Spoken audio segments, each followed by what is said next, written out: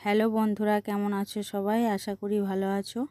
আবার একটি নতুন সকাল নিয়ে চলে এলাম তোমাদের সামনে। সবাইকে শুভ সকাল। বন্ধুরা, এখন বাজে সকাল 5টা। ছেলেও উঠে গেছে তাড়াতাড়ি, বিছানাটা ঠিক করে নিই। তোমাদের দাদা দেখো জামাগুলো অগোছালো করে রেখে দিয়েছে। রাত্রে খেলতে গিয়েছিল, ভোরবেলা আবার খেলতে গেছে। মশারিটা টাঙিয়েছিলাম, মাঝ রাতে খুলে দিতে হয়েছিল। প্রচণ্ড গরম করছিল, ঘেমে যাচ্ছিলাম পুরো। দিনের বেলা এই ঘরে থাকতেই পারি না। ঘরের চালাঘর আছে, ওইটাই থাকি। তোমাদের দাদা থার্মোকল কিনে এনেছিল। বাবা সারাদিন ধরে থার্মোকলগুলো লাগালো, তো লাগিয়েও কোনো কাজ হলো না। এত রোদে কি মানে। আর মশারি না টাঙালেও ঘুম আসে না রাত্রিবেলা। আজ রবিবার, ছেলের স্কুল ছুটি আছে, তাই আজকে তাড়াতাড়ি নেই। বাসনগুলোও ধোয়া হয়ে গেছে। মা নেই, বাবাও নেই, ধান সেদ্ধ করতে গেছে। একটু দূরে সেদ্ধ করছে, ওর জন্য আমি যাইনি, বাড়ির কাজগুলো বাগাচ্ছি। মা বাবা দুইজনেই আছে ওখানে। চাও হয়ে গেছে, ছেলে এসে চা নিয়ে গেল মা বাবার জন্য। রাত্রিবেলা ছেলেও খুব ঘেমে যাচ্ছিল, ওর জন্য গেঞ্জিটা খুলে দিয়েছিলাম। বিছানার চাদরটা আজকে কাচবো না, পরিষ্কার আছে, কালকে পাল্টিয়েছি।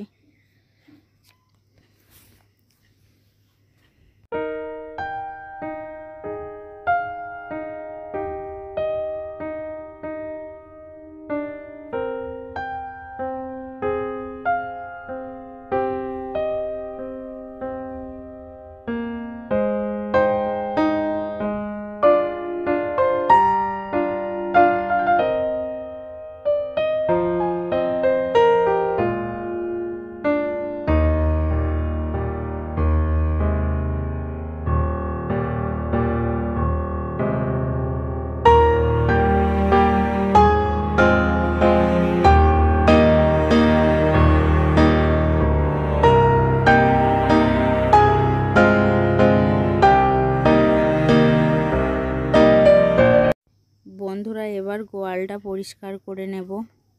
গোবর ঘেঁটে দিয়েছে একদম রুবির মা। যা মশা হয়েছে, মশার জ্বলনে সারা রাত লাফিয়ে বেড়ায়। মশা তাড়ানোর ধূপ দেওয়া হয়, তবুও কাজ হয় না। গোয়ালের পিছনে একটা ড্রেন আছে, ওই কারণে বিশেষ করে মশাগুলো যেতে চায় না। প্রচণ্ড মশা হয়, একদম মশার ঝড় উঠে যায়, এমন মশা হয়। চলো, ঝাঁট দেওয়া হলো, এবার নোংরাগুলো কুড়িয়ে নিই।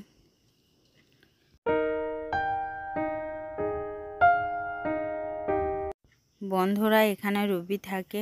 রুবিকে মশারি টাঙানো হয়, রুবির মাকে টাঙানো হয় না, কারণ রুবির মা যেখানে থাকে সেই গোয়ালটা অনেক নিচু। মশারি টাঙালে ওর গায়েই লেগে থাকবে, ওর জন্য টাঙায় না।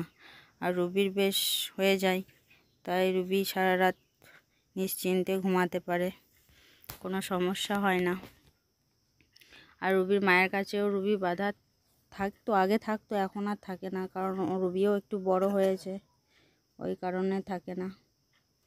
আর রুবি ওদের দুই মা মেয়ে কাছাকাছি হয়ে যায় বলে একবার গলায় গলায় দড়ি পরানো গিয়েছিল। তখন বাড়িতে কেউ ছিল না, ওই জন্য আমি কি করেছিলাম, দড়িটা কেটে দিয়েছিলাম। ও সেই থেকে ভয় করে, ওই জন্য রুবিকে এখানে রাখা হয়।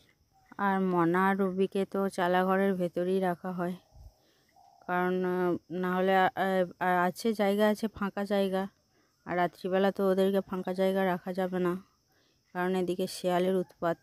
ওর জন্য মনাকে আর রুবিকে ঘরের মধ্যে রাখি।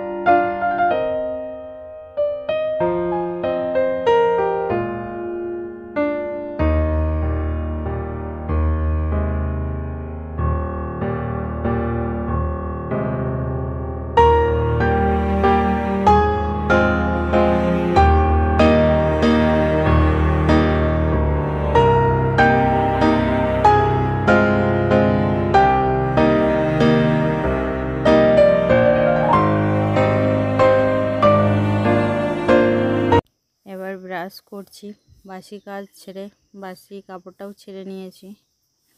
আর বন্ধুরা, এটা আমাদের কলতলা। দেখো, এই কলটায় আমি একবার পড়ে গিয়েছিলাম, পড়ে গিয়ে আমার সামনে দুটো দাঁত ভেঙে গেছে। প্রচুর জোরে পড়েছিলাম, এমনভাবে পড়েছিলাম যে রক্ত বেরিয়ে গিয়েছিল দাঁতে। কোমরে ব্যথা পেয়েছিলাম, আর একটু হলে মাথাটা ফেটে যেত, কিন্তু ভাগ্যের জোরে বেঁচে গেছি। ওর জন্য একটা কাপড় বেঁধে রেখে দিয়েছি, কাপড়টা এখনও খুলিনি। কলের ইয়েটা প্রচণ্ড স্লিপ করছিল, এমনভাবে পড়ে গিয়েছিলাম, ওই কলের ওই ভেতর দিকে ঢুকে গিয়েছিলাম। আমাকে তুলতে হয়েছিল, 2 জন ধরে তুলেছিল, এমন অবস্থা হয়ে গিয়েছিল। আবার দাঁতগুলো এমনভাবে ভেঙে গিয়েছিল যে আবার দাঁতের ডাক্তার দেখাতে হলো, আর দেখিয়ে আবার দাঁতগুলোকে সমানভাবে কাটতে হলো, নাহলে আমার খেতে সমস্যা হচ্ছিল, প্রচুর খেতে সমস্যা হচ্ছিল, খেতে পাচ্ছিলাম না, দাঁতে লেগে যাচ্ছিল। দাঁতগুলো তারপর সমান করে কেটে দেওয়ার পর এখনও দাঁতে ব্যথা হয়। যখন ঠান্ডা কিছু খাই তখন, বা ঠান্ডা জল হোক, অন্য কিছু যাই খাই না কেন, দাঁতগুলো একটা কেমন করে, দুটো দাঁতই সমস্যা হয় দাঁতগুলো নিয়ে। বাসি কাজ ছেড়ে এরপর চা খাচ্ছি। ছেলেও চা খেয়ে নিয়েছে, মা বাবাও চা খেয়ে নিয়েছে। ওর জন্য আমি একাই খাচ্ছি আজকে। ছেলেও ঠাকুমা দাদুর কাছে আছে। তোমাদের দাদা তো রাত্রিবেলা বাড়ি এসছে, ওগুলো তো কাচতে হবেই, আবার ভোরে চলে যাবে। কাল রাত্রিবেলা এসছিল, আজ কেচে নিচ্ছি, আর ভোরে চলে যাবে কাল। আর রান্নাও চাপিয়ে দিয়েছি, রান্নাও আজকে একটু দেরি হয়ে গেছে চাপাতে। কেচে মিলে রান্নাও হয়েই এসছে প্রায়।